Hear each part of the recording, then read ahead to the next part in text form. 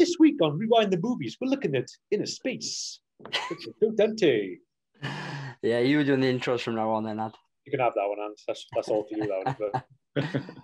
Yeah, so this week, Innerspace, or Intraspace as I called it the other day when I was talking to someone. What the hell was I on about? I'll start. I saw this film when I was younger and as a kid. I always remember it being on TV, but I reckon I've only ever seen it a handful of times in its full entirety. So maybe 2 or 3 times, but picked it up loads when it was on TV. I don't know if Prague has these sort of memories, maybe of early 90s, just like constantly being on. Dennis Quaid with a gurning face, constantly smiling throughout it. It is fluff, isn't it? It's Saturday afternoon fluff. What I will say, though, right, and I'm glad we have found a film on this podcast where there is absolutely no issues with whatsoever. There is nothing you can say about this film which is wrong with it. And I appreciate the film for that. There's nothing wrong with this one. No holes you can pick in this.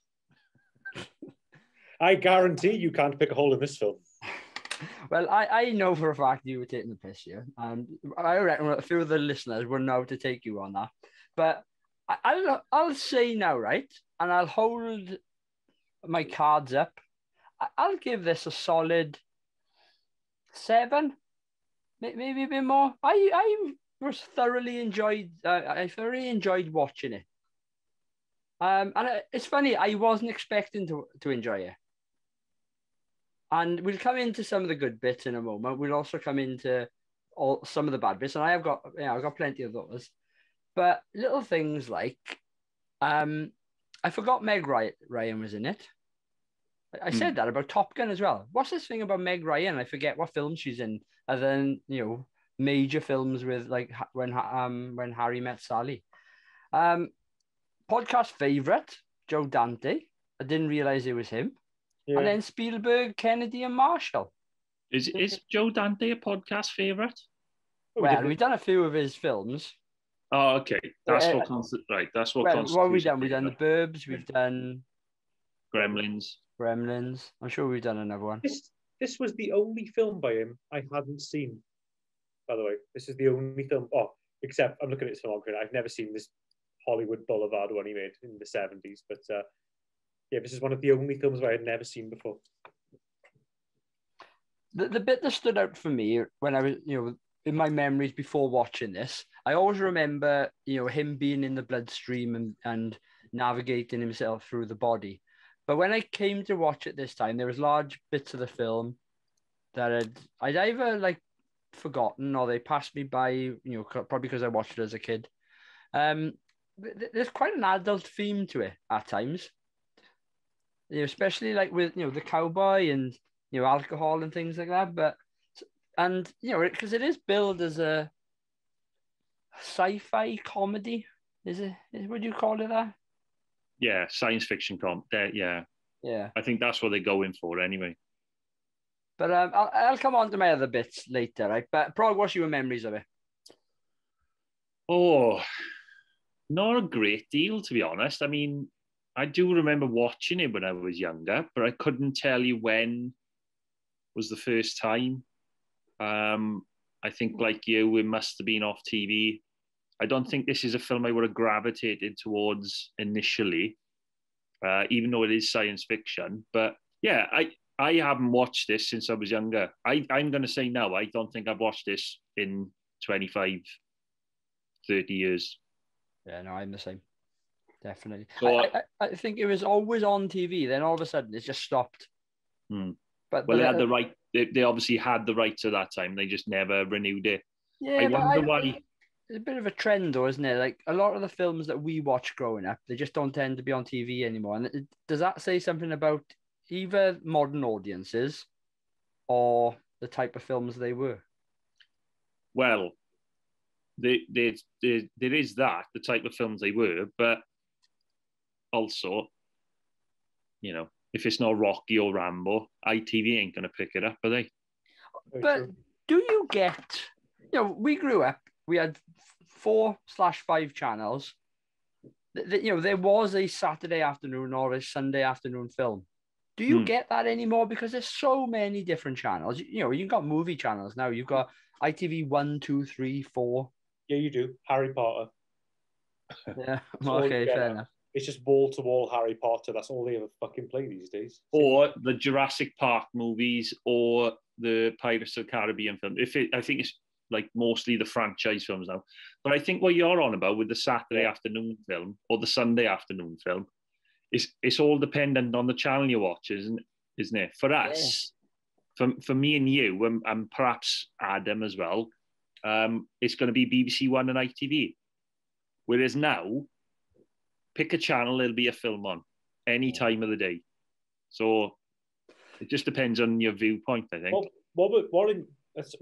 Obviously, veering off Innerspace for a second, what were some of your favourite Saturday afternoon films? I got two questions here. First off, favourite Saturday afternoon films? The one I remember most on the Saturday afternoon is Back to the Future. I think that's the one I watched the most. If you're talking about present day, if Harry Potter's on ITV, one of the ITV channels, I'd more than likely, if I'm flicking through, I'll end up watching it. So it's not so much a Saturday afternoon film, it's a Sunday afternoon film, and it's a series of films, and it's Bond. Yeah, James Bond, they were always on telly. But specifically Connery and Roger Moore. I suppose Lazenby would have got in there as well at times. But other than that, it probably would have been some form of comedy like Big. Yeah, Big. Something, you always got the deep cut ones as well, like Captain Ron or something. Like those really obscure ones no one Oh, God. Captain Ron, Overboard. Yeah. Like Overboard's brilliant. Forget the questionable premise. It's amazing. Here's one for you. Stay Tuned with John Ritter. Remember that one? That was always on. Yes, the TV one. That was a good film, that. Don't you remember that, and they got sucked into the TV? What was it called again? Stay tuned. Up here, that's a masterpiece. I reckon if we watched that film, we write the movies, there would be issues. Because I only remember that from when I was really little. I used to love that film. Why couldn't you have nominated that instead of Bingo? Bingo's one of the greats, isn't it? And is the top viewed Rewind the Movies YouTube videos. So I put that down to the fact it was just your debut on the channel. He did some major marketing on that, didn't he? Yeah, Adam went underground and just enlisted the whole of Ebervale to listen to that podcast. You underestimate the Bingo fandom out there. They want podcasts about their favourite film. I'll give you another one. There was Saturday afternoon run for me, and it's very similar to Innerspace, and that's Honey, I Shrunk the Kids. Oh, God, I actually loved that film when I was kid. And supposedly, Rick Moranis was linked to the role of Tuck. Weird. Tuck? Yeah, I don't see it, but not Martin Short. No. I don't see that.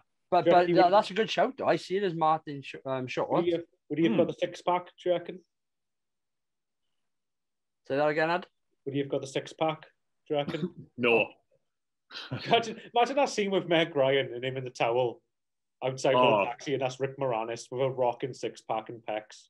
Just like, baby. What's that line he says to him? If he'd done that, his life would have taken a different path. If he'd have to get buff for it. Yeah. Right. While we're talking about films on Saturday afternoon, it just popped into my head now. Did you guys ever do this? Christmas time, get the Radio Times or whatever TV guidebook that you would have. Before you finish your question, yes, I did. And go through it with a pen and say, want to watch that, record that. This whole thing, did you both have Radio Times? Because we never had Radio Times in my house. It was always what's on TV we had. It was always like Chit Chat Mag television guide or something. It was like always like all the soap gossip. On the front cover, it'd be like two people from Coronation Street and just like barrels of fare. And then at the back, you'd have all of the TVs and film listings. Yeah, I don't. We only ever bought the Radio Times at Christmas. I was going to say it was definitely a Christmas. Never ever had in my house Radio Times. Not even at Christmas time. We just had the bumper, whatever, what's on TV sort of mag. With Coronation Street gossip on the front cover, and EastEnders gossip like Cat Explodes. on EastEnders or something. Cat Slater explodes. Exclusive scoop. That would be the front page of it. Good times. What's your memories of Innerspace, Ad? Well, I don't have any because I've never seen it before. Like, oh, right. I didn't realise that. Sorry. But what I will say, when Prog was watching this, because me, to listeners that don't know, me and Prog live in a house together, and I went downstairs and Prog was watching this, and for a second I was like, I've seen this before. I was like, I've seen this film, and then when I was in my room watching it later, I realised it wasn't this film I'd seen. I'd seen Fantastic Voyage with Raquel Welch, back from the 60s or maybe the 70s or something, when I was a kid. So, but they've got the same story where there's someone injected into someone's bloodstream. But I think Fantastic Voyage is more serious toned, a more serious sci-fi film. Yeah, I think after you said that to me, I had a quick look at it, and apparently Fantastic Voyage was the inspiration for this film. There's another film that's very similar to this one as well, which I used to love when I was younger. Now, bear in mind, I would have been about 12 when this came out, and you guys would have been a bit older. It was 2001. But there's a film called Osmosis Jones. I've heard of it, I've never seen it. It's by the Farrelly brothers, and it's like one of those half live action, half animated films. And it's Bill Murray is in the live action bits, and it's basically what's going on inside Bill Murray's body. And you get to see like all of the white blood cells and like little talking cartoon characters and stuff. Kind of similar, again, but just kind of reminding me of that. I used to love that. I think if I watched that again now, I'd hate it, but I used to like it when I was 12. So, To be fair, when I was rewatching this film, it really got me like thinking about other films that I watched when I was younger that I hadn't seen for as many years as this one. And one of them that came up was it Journey to the Black Hole? Yeah. Was that it? The Disney film? Or Journey to the Center of the Earth? No, it was, I'm sure there was a Disney film, Journey to the Black Hole or something. I need to look that up now. I just checked my notes. Prog, you were right. Rick Moranis was linked to Jack, not Tech. Oh, thank God for that. It's just called The Black Hole. Oh, is it? Yeah, from 1979. Yeah, that's a film I remember watching when I was younger and thinking I really enjoyed it, but then I've never watched it since. You remember that, Anne? Nah, it's not one that I remember. But I used to love it, like one of those Disney films back in the day. Yeah. Any sort of like live action Disney film. Jungle to Jungle, and all that stuff. But just really quickly, I was going to ask you guys as well, right? And you can cut this out of the podcast if you don't want it, but I'm just interested to know. Talk about films you used to watch on a Saturday, though. Do you remember, like, did you ever have any of those, like, really, like, cool finds on ITV late at night when you'd get, like, a really random thriller when you were a kid and you watched it on television in your bedroom or something? Like, I got one that I haven't seen it for years, but I've always thought it was a great film. But I think if I watch it again now, mine's Judgment Night with Emilio Estevez. Oh, yeah. Like, I remember staying up late and watching that. There's loads of films I've got, like, in that sort of, like, mold. But a lot of them I've gone back and rewatched in my own time. And I either love them now or I don't. But that's one I've always thought, I wonder what that's like now. I wonder if that holds up in a review. Judgment Night with Emilio Estevez, but a really cool thriller. I think, like, isn't like Kevin Dillon in it as well or something? Oh, I'm not sure. Who was in his crew, you mean, yeah? Yeah, I haven't seen it in years, but it's a good film. Well, in my mind, it's a good film. It might be crap now. Oh, Cuba Gooding Jr. That's it, yeah. It's got a good cast. In 1993 it came out. Dennis Leary. That's it. Dennis Leary. It was Jeremy Piven. Not. I was thinking of someone else from Entourage. But it was Jeremy Piven. Sorry. Yeah, Jeremy, because one of them gets killed early on, didn't they? Did they get killed early on? See, no, this is a good question because I haven't seen it for years. So maybe we need to do it as a special. Judgment Night. Something tells me it'll be problematic watching it back. I tell you what I used to do, Ad, and maybe not so much thrillers, but being a young lad of a certain age and having certain urges. Use Men and Motors. Wait, this is well before Men and Motors. Every now and again, there would be something come on really late at night, and it would be billed as like an erotic drama. And you'd stay up in the hope of seeing some boobs. So there's one, is it The Girl on the Motorcycle? This is like a late 60s, early 70s film. And I think it may have been linked to Playboy. And then the other one, I always remember watching this. What's the Oliver Reed sort of Castaway film? Is this Seashells? I thought it was called Castaway. No, it's not Castaway. No. I think it's Seashells. I could be These wrong. like erotic dramas, yeah?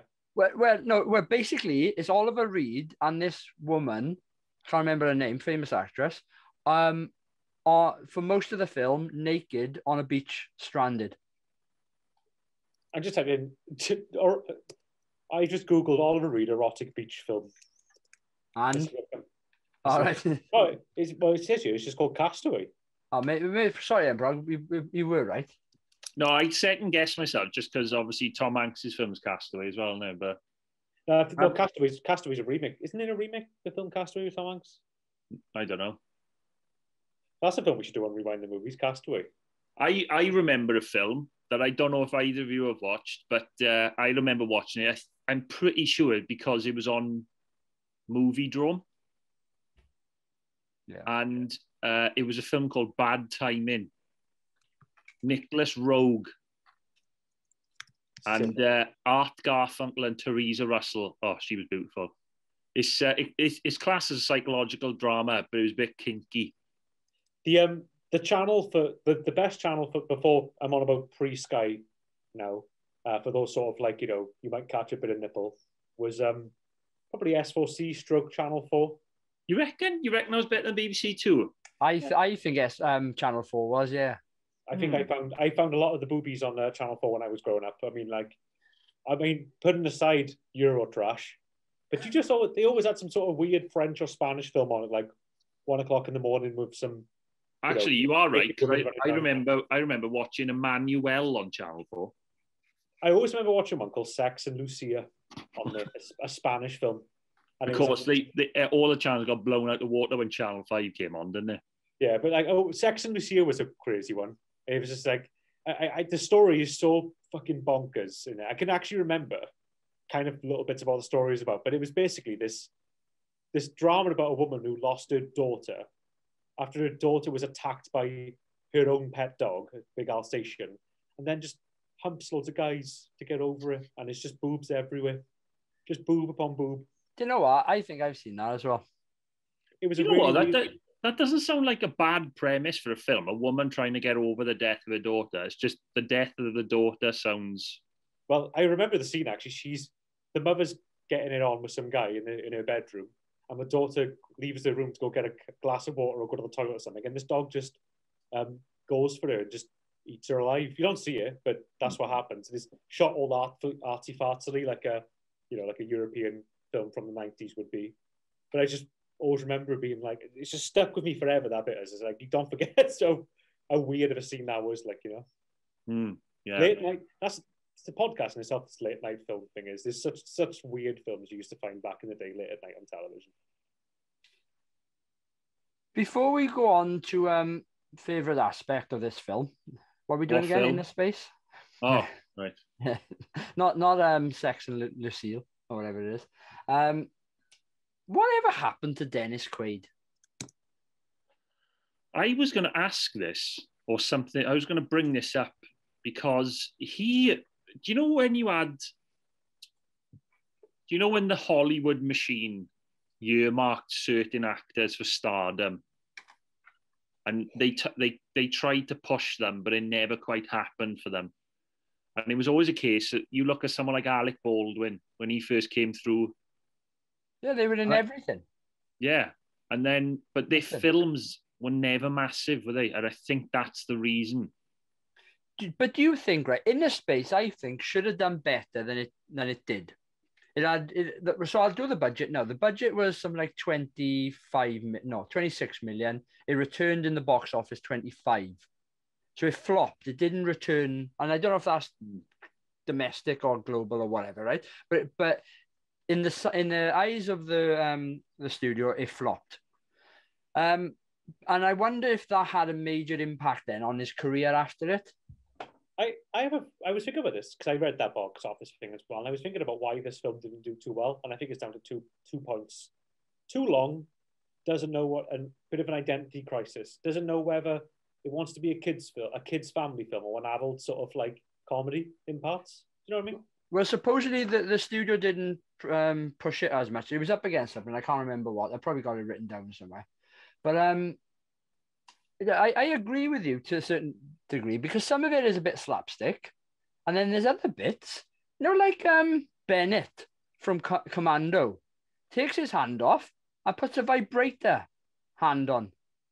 It's just like, what's going on here? I know, it's really weird. Like, it's just there's loads of things like that in it though, like really like to the knuckle sort of jokes, and you're like, and that's not a problem. I have no issue with that at all. Like that's films want to do that, go for it. That absolutely go all the way.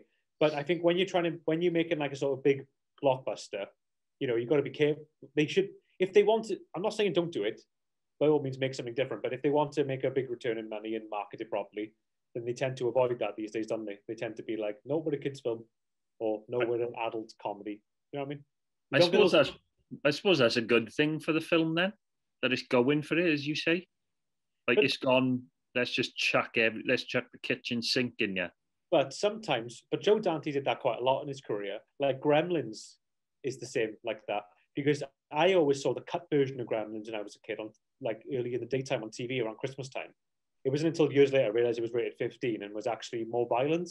But with Gremlins, you got cutesy little gizmo in there, which kids all gravitate towards. And I'm guessing it was easier to kind of cut down a little bit. Do you know what I mean? I don't know. It's a weird one. And then going back to sort of the Dennis Quaid question, Martin Short. Do you reckon he's underrated? Yeah. Absolutely. He's hardly in anything. Don't get me wrong. He was in the 80s. He was in some big things. Three Amigos. He was in. In this. I'm not going to pull up his filmography. Don't forget Frank. It's his best role. Not to have a talk. But I find his character really annoying in the beginning. But as the film goes on, I think his performance grows. I'm going to disagree with you there. I think that I'm not saying Martin Short. I think the actual character is ridiculous. He has a major change, which I don't think is justified. I'm just thinking Martin Short, I think, delivers it well. I actually think that the character of Jack Putter is a horrible human being. In what sense? The hypochondriac element? Oh, should we go into it now, is it? Yeah, why not? Because this was going to be in my what would I change? The only thing that's somewhat redeemable about him, in my eyes, is the fact that he's willing to help Jack. Is that he's willing to help Tuck. Yeah. But he's almost got to help Tuck because he's got no other option, although he's going to have this dead thing floating around in him. And which he does by the end anyway, because that guy burns in his stomach acid. Yeah, I was going to say, but he also has to help because those people are after him, and they ain't going to stop until they get Tuck out of him for the chip. Be a bit of a shit filmer, wouldn't it? If he said, "No, I'm not helping you. I'm just going to sit here." No, you're right. Yeah, but he's. Don't get me wrong, right? He's a hypochondriac. Yeah, people suffer with that. There's one in this on this podcast right now, and it can't be helped. But he's got no morals. He just all he wants, right? I'm not talking about Adam now. I'm talking about Jack, the character. All Jack wants is to be the hero. And you look at the end scene, right, where he jumps in his car because that's what he wants again. He wants the thrill. I don't think he wants to help Tuck or Meg Ryan's character. I think he's actually wanting the thrill of being the hero again. I think he just wants to get into Meg Ryan's knickers. And that's another aspect I've got a real problem with. That scene where he tells Tuck to turn all the systems off so he can neck his missus. Give me a break. What's the justification there? I tell you what that is, right? That's the writers having this brainwave that Meg Ryan's character, Lydia, is going to be pregnant, and they want Tuck to find out. So they've got to find a way to get Tuck into Lydia. That bit when he floats around by the baby, that was brilliant. That bit was amazing. That's the best scene in the film I've ever seen in my life. Imagine it wasn't Tuck's baby, though. I know, and that's why she broke up with him. Yeah. That'd be I'd watch that film. But like the bit with the kissing, right? I'm just going to get into it now. It's just so coincidental that like both times they happen to kiss, his little ship is floating around that sort of like tongue area of the mouth. Well, he's in the middle ear one moment. The next minute, he's in the mouth being passed over to the other mouth. I tell you now, right? He's lucky that Martin Short didn't squirt him out into his pants after that kiss. Can we? Do you know what bit? Do you know what bit made me burst out laughing because it was quite charming but really dumb. But I quite like it because it was just the film being like, do you know what? Fuck it, this is happening. When Martin Short goes to Tuck's apartment and he drinks a big glug of whiskey, and his little thing has a little machine on the side of it which has a little tiny bottle and just takes all of the whiskey in which Martin Short is passing through his gob. I have a big issue with it. Go on.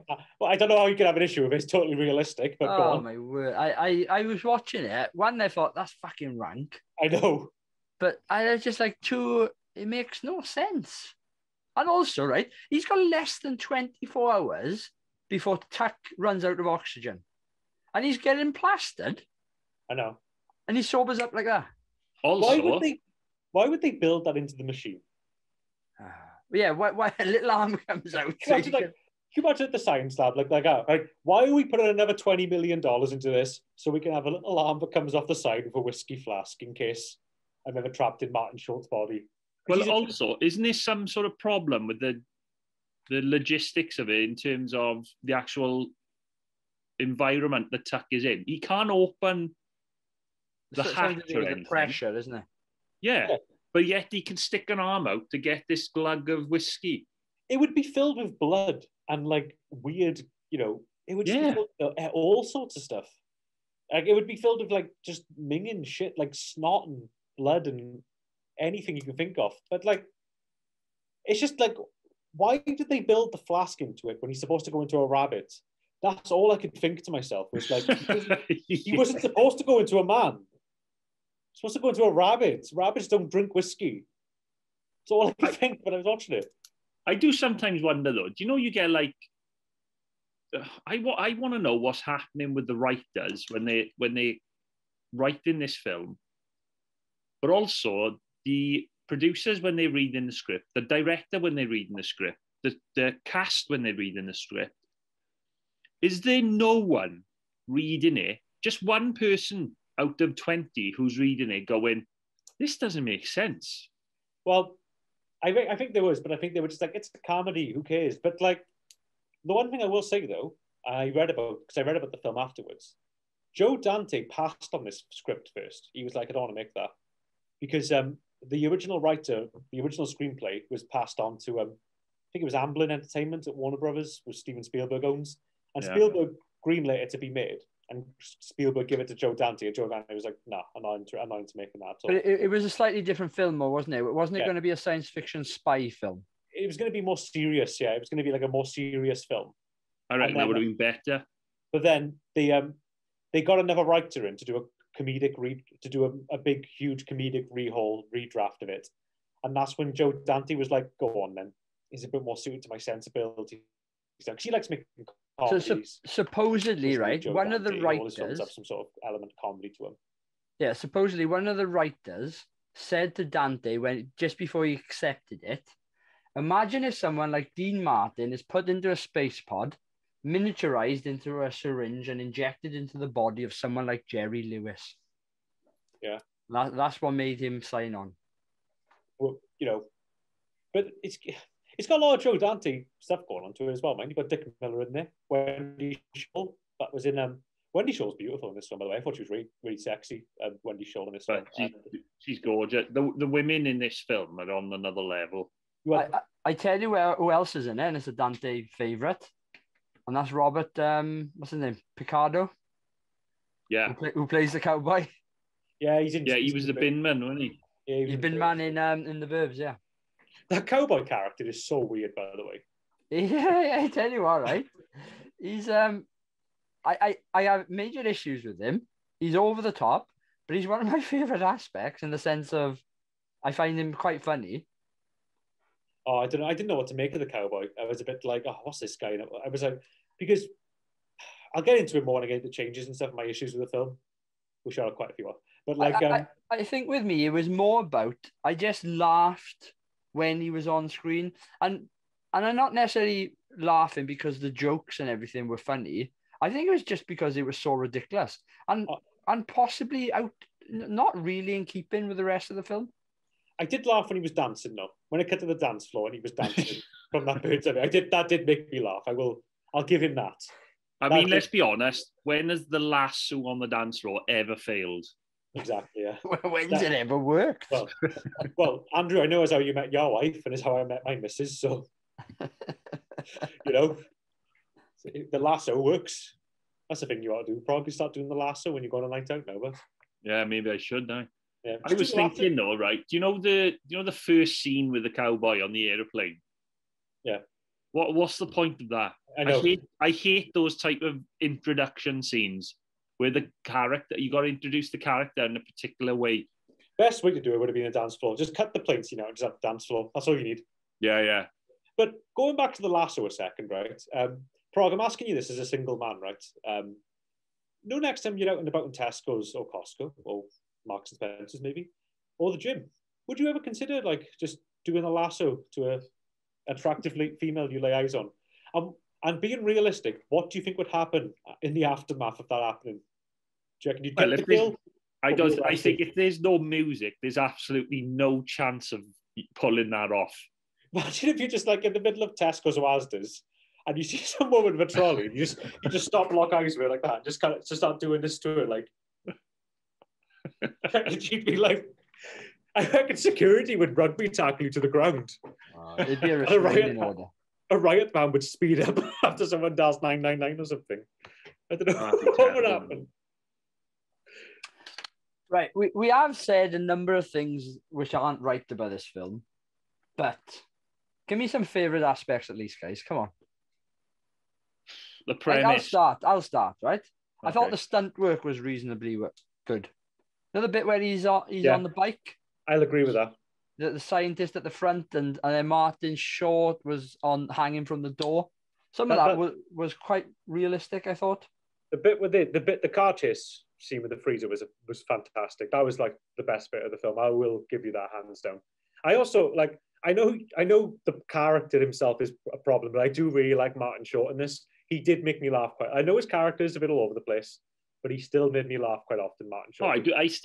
I like Martin Short. I think he did as well as he could with for me, he did as well as he could with a problematic character. Like a lot of the things, like there's just loads of times in this film, his goofiness just won me over, and I just laughed. But his character's a fucking mess. I gotta say as well, as far as I'm concerned, if you get Meg Ryan in a film, she should be in every scene. Yeah, Meg Ryan. Take aside the fact she's a very good-looking woman, she's also a very good comedy actress. Yeah, but she doesn't really do much anymore, does she, old Meg? She's kind of just gone by the wayside now. Doesn't really seem to, I think she's more into producing and stuff now, isn't she? I'm looking at her right now. Here she is. She's 60 years old now. The other thing I thought was quite good was just the effects, visual and CGI, given that it was 87, 86, 87. I thought they were good. The special effects are really cute. I will say that. I think it was nominated or won the Oscar for best visual effects. It is Joe Dante's only Oscar. Here we are. But like, I really thought a lot of the special effects were clever, except for when they were shrunk at the end. That was just fucking garbage. I'm Especially sorry. his hands coming around the face of Martin Short. I was like that. What am I watching? Like, and I'm just going to say it right now, right? My biggest critique of the film was this, right? I thought it was good for the first hour, 45 minutes. The first 45 minutes to an hour, I thought were really good. The last hour, I found a bit of a fucking slog. I'm not going to lie. But when they were in the car and those little guys were just doing this, at that point, I was like, oh, film end now. I'm done with this film now. I was a bit like that. And that shit was just like, what am I watching? You know? I forgot how bad that bit was. I'm with you, but I don't understand why it's so long. It's like 2 fucking hours long. It should be 80 minutes, this film. 80-minute film. Bam. It would have been a cult classic if it was 80 minutes. No one could be asked to watch it anymore. That's why it doesn't get talked about. Well, yeah, it probably doesn't fit on TV schedules anymore because you need to cut at least half an hour out of it. There's loads of things you can cut out of this film. You can cut out the cowboy on the plane. You can cut out most of the cowboy scenes except for the dance floor bit. You can cut out the cowboy. Yeah, you can cut loads of scenes. You can make loads of scenes just way shorter and streamlined as well. Like all the supermarket stuff and like the thing with the dream and the gun. It's like, get rid of all that stuff and just make it 80 minutes. You know? Just like, sorry, I'm ranting a bit here, but that's what I feel. Come on, any other aspects? And then we move on to scene. I thought the soundtrack was okay. Oh, it ended with a Rod Stewart banger. Yeah. Actually, I just realised my favourite scene in the film. I do think that the film is forgiven a bit for this bit. I can't really pick any holes in this scene either. The end scene at the wedding, when all of Martin Short's friends are there, I thought that was really well done and made complete sense. Oh, shut up, bad man. Let us get in and pick in. The boy who cried wolf, Vinny, every time. We were gonna bring that up and pick in nits, man. Well, could this be a segue into it, I guess? No. I hate that end scene. It's atrocious. We're going to do my favourite scene first, because I actually enjoyed this film, regardless of what everyone is saying. I got to congratulate you, Adam, for trying to keep this on track. But I quite liked, and it's 100% ridiculous, the concept and the premise behind it, but I quite liked the scene where Jack turns into the cowboy. It's 100% ridiculous, I know, but I just thought it was more Martin Short's, I think, delivery of it. There's one thing with that scene, though, I was really disappointed about. Now, I thought, you have to understand here, but I'm watching a film where there's some sort of machine that can be beamed out of someone's eyes that can turn their face into something else, right? It's ridiculous anyway. For some reason, I thought they were going to face swap Martin Short with the cowboy. So when I was watching, I was going, they're going to cut to the cowboy now, and that's going to be Martin Short. And I know that would have been ridiculous, but I really wanted that to happen because I would have thought that would have been really funny, but they didn't do it. It would have been a pre-face-off. I know. I was really hoping it was going to happen, but I was like, are they going to be this stupid and do this? Well, what I quite like, you had that one continuous scene where the cowboy is talking to Meg Ryan's character, Lydia, and then she goes into the bathroom to find the same actor, Robert Picardo, in the bath. So he's obviously gone behind the camera, stripped off in enough time to then get into the bath. And I thought that was a pretty cool scene as well. I didn't care. This film's lost in you, bro. Come on, any other mentions for scenes then? Have you got any, Prog? Not really, but I just want to make it clear, I didn't hate this film. Just didn't leave an impression. I'm not angry. I'm not angry. I'm just disappointed. I loathed it. I thought it was abhorrent. Right, come on. We've mentioned some already. Let's go on to changes then. Oh, God.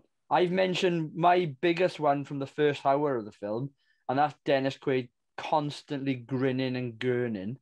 It's like, what's it all about? I didn't understand that bit at all. Also, Tack is an arsehole. Oh, 100%. It's like, why would I want to, who wrote that and thought, oh, yeah, the audience are going to care about him? Yeah, well, especially because he starts off and he's an absolute ass. And they're trying to do that, I suppose, that 80s thing of turning arseholes into heroes. But, he has some, I don't know, miraculous sort of transformation, but he doesn't really either. He just sort of ambles along and doesn't really Did anyone understand why he was so pissed off at that party right at the beginning? No. I didn't catch anything in particular that signified why he was being that way. Again, another scene you could have just cut out of the film completely. Didn't need to be there. Just remove it. You could have had him going home with Meg Ryan, being a bit drunk, and then they break up. Didn't have to have the fight at the party. No. Go on, boys. Yeah, well, that's what I don't get. They go to the party. He makes an ass of himself. They go home. They make sweet love, and then she leaves him the next day. So she's just like, "Oh, I'll have one final little swing or fling with him, and then I'll go." Isn't that how you would do it, though? Yeah. If you were Meg Ryan, Andrew, if a guy had done that? If a guy had done that to a woman, though. Well, no, that's what I don't get. It's that woman would have just been used.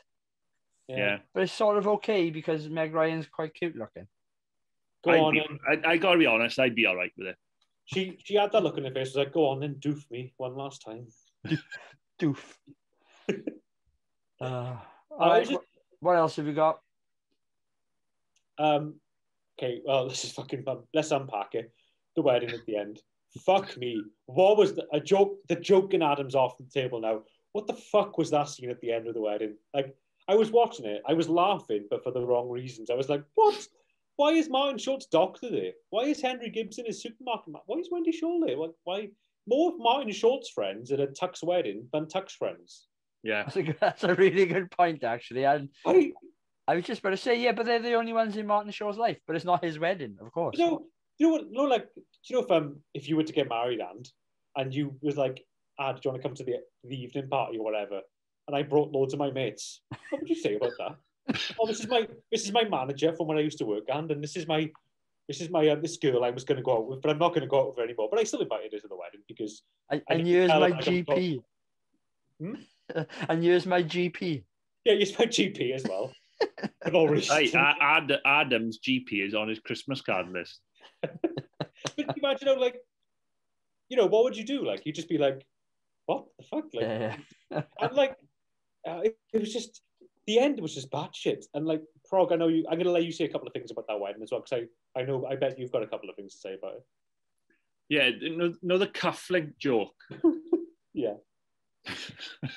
When Dennis Quaid is grinning his ass off again in the wedding car, and he goes, "Nobody noticed my cufflinks," and I was like, mate, if that actually happened, there's no way you'd have those chips as cufflinks. Those would have been locked down, security would have been all around them. There's no way you would have had them. It's just, there was so much going on in that last scene. It was just preposterous. And then, of course, you get Martin Short being a completely different character. Just to let you know, I quit my job. No, Wendy Shaw. And what does he say? I'm cured now, Doc. Yeah. Then he jumps in Tuck's car and drives away. Yeah, as if Tuck would drive to the wedding. I know. And leave his car there. I know. All I could think, that shot when he was driving over the cliffs, all I could think was, here's a man with no stability in his life anymore. Quit his job. Everything.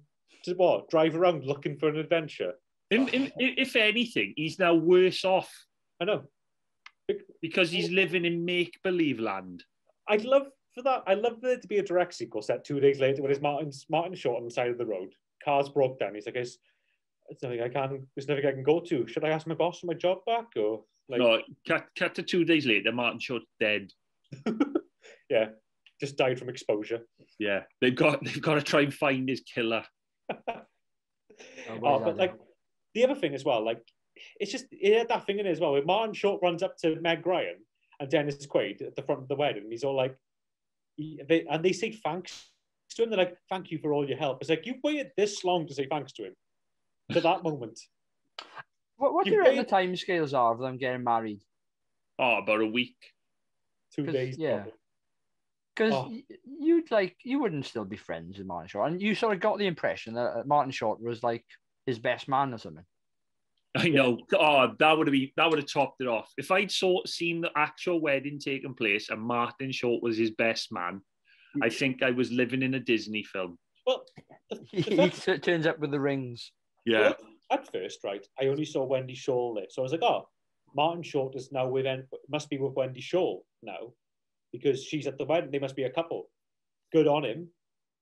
And then his boss turns up. I'm like, what's this by you now? And then the GP turns up. I'm like, what? Do you recognise the boss? Burbs. Burbs, Dr. yeah. Klopek. Our friend, if I was, man in Progs, our writing partner, Thomas Rees, is his favourite actor. And he all he ever does is talk about Henry Gibson. He knows everything about Henry Gibson. We should get him on the podcast. Talk about Henry Gibson. I'm not even joking. Henry Gibson special. Yeah, he thinks he's cute. I have another major issue with one part of the film, right? And as we've mentioned, there's a few issues. But why couldn't Jack tell Lydia that Tuck was inside him? I know. There's no reason, apart from it being unbelievable, but there's no reason not to do that. The other problem as well is when the professor injects Martin Short with the syringe, Martin Short just kind of ignores that's happening. Now, Martin Short's a hypochondriac, so if someone injected him with something, he's going to straight away be like, that man just injected me with something random. But he doesn't mention it at all. He just goes about his day, goes to the supermarket, and then suddenly he starts hearing Tuck in his head. It's a bit weird. And then Vernon Wells, what's his character's name? Like Ego or something. He steals that guy's camera, doesn't he? And then they print out the biggest prints of film or whatever, or photographs ever. They're like A5 or not A5, what would they be? A3 size. They're ridiculous. Why did they print them out so big? The female doctor, I loved her introduction to her when she just took off that big mask and had a perfect head of hair, like a perfectly done hairdo. And she started feeling Martin Shorter. Two people who are together or were together from this film are Dennis Quaid and Meg Ryan. They're together now? No, they were married for 10 years and then they got divorced because she had an affair. Wow. Who with? Martin Short. Russell Crowe, wasn't it? Was it really? Ooh. Yeah, she was involved with him. I think things have been happening in the marriage before that, though. So I'm going to call it, though. Huh? You know, I'm going to call it. That's an upgrade, isn't it? Quaid to Crowe. She did well there. Right. I like Russell Crowe. I think Russell Crowe's a cool guy. Sorry, cut that out. That's staying in. Adam's new fan. I think Russell Crowe's a cool guy. Right, a couple of points before we wrap this up. Mel Gibson and Robin Williams were considered for the role of Jack Putter. Nice. I love Mel, and we've often said that he could do anything, but that part wouldn't have been right for him. But he wasn't doing. You could see he was more like, I'm not a family guy. He's never really done family films, Mel Gibson. He's always just done action films, except for Maverick, maybe. We've talked about the director, that Joe Dante didn't necessarily want to do it to begin with. And at one point, Joe Carpenter was attached to the film. Joe or John? John Carpenter. Yeah. And I love a bit of John Carpenter. I got a question on Joe Dante. Yeah. Do you actually think he's a good director? Yeah. He is. Yeah, no, and here's one film I would say to turn you around on that, which I know holds up because I watched it a year ago. Matinee, brilliant film. That's the film you picked. That's his best film, Matinee, with John Goodman. That's his best movie. I love that film. I only asked the question, right, because we've rewatched quite a few of his films, and there's only one or two of them that I still like. Well, which are? Well, Gremlins I said was decent still holds up. And Burbs, I still love the Burbs. But the other ones we've done, What other ones have you watched? This and any others? Explorers. Oh, I haven't seen that for years. Is it good still? Or bad? No. Wasn't a good film. No, why? What's so bad about Explorers? Do you know what? I can sort of see the similarities between this film and Explorers. For me, this film is a lot better, but there's definitely elements of it that just haven't aged very well. Maybe it's the storytelling has changed. I don't know. See, the only film by Mr. Dante I've ever seen, which I thought was, that was bad, was Looney Tunes Back in Action. I didn't like that at all. I thought that was fucking naff. You did how old were you when that came out? About 14, 15.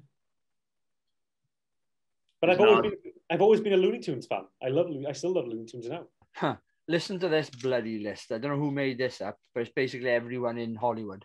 These were the roles considered to play Lydia: Jodie Foster, Michelle Pfeiffer, Karen Allen, Sigourney Weaver, Jamie Lee Curtis, Linda Hamilton, Renee Russo, Julia Roberts, Elizabeth Shue. Oh my God, the list goes on, and it's basically every female actress. But so I don't know where that stat came from, but I'm glad Meg Ryan's in there. I think she is probably a shining light in it all, given what she's got to play with. I would have liked. I think Karen Allen would have been good. When you're a Steven Spielberg production, mate, you can afford any actor. You can afford all those options up. You know what I mean? That's like the guy in the late 80s. Think about everything he'd done in films. He'd done E.T., Jaws, his Gremlins. He produced Poltergeist. He was just like, that was his like peak of blockbuster days. That was, into the night, and then you're going into the 90s then when it only gets even bigger. Right, we are going to wrap up there. Final question then: would you recommend Prague? No. Ad? No. 6 out of 10. No. This is a 6 out of 10. Yeah, 6. Shut up. I'm sorry. Your rating system is ridiculous. 6 out of 10. Does it go below 6 though? His rating system. It does go below 6 sometimes, yeah. But like, this can't be a 6 out of 10, Matt. It's a 6 out of 10. I had to think about it, but when I give it my rating, because I always give every film I watch a rating, I give it a 6. I almost give it a 5, but I was like, it just scrapes 6. So this is the same as When Harry Met Sally? Yes. You're a fucking idiot, honestly. Maybe all Meg Ryan films are 6s for him. You have just spent the last 45 minutes slagging this film, and you just gave it a 6 out of 10. Because there are things about it I liked, and it does, like, the special effects are really good. I like Martin Short in it. It does get a 6 out of 10 because of those. There were cute bits in this film, so I give it a 6. Yeah, it didn't feel fair to give it a 5. So I got a 6. What would you give it, Prog? A 4. Oh, it's too harsh, that is, but 4 is too harsh. Give it a 5 at least. Come on. No, I'm not giving it a 5. 5. No. Give it 5. Andrew, give it a 7. I would recommend. Yeah, but Andrew's recommending it. He's got some enjoyment from it. So I understand him giving it a 7. You've just spent 45. Say it again. You've spent 45 minutes slagging it off and you're giving it a 6. And I got some enjoyment out of it. There were bits. I tell you what, we need to do a podcast just on Adam's list on his rating. I'm telling you right now. There were bits of it I liked and it deserved a 6. And like that's why I felt wrong giving it a 5. All right. But I wouldn't recommend it. And on that note, we will definitely go. Podcasts come out every Wednesday. Check us out on social media, including YouTube, and let us know if you want us to do a film in the future. Cheers all.